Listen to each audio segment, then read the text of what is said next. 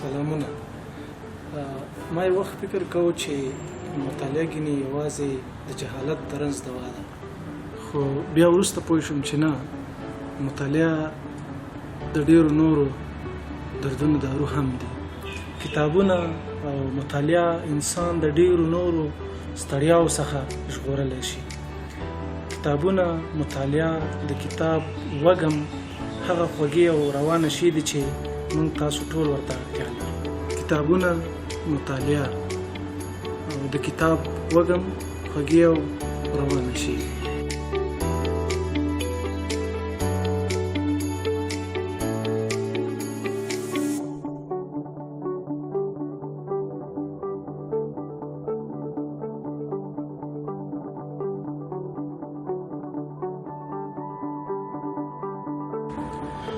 مطالعه کولی شي هغه موخه ته مو ورسوي چې په ژوند کې ورته د رسېدو هیله لرو.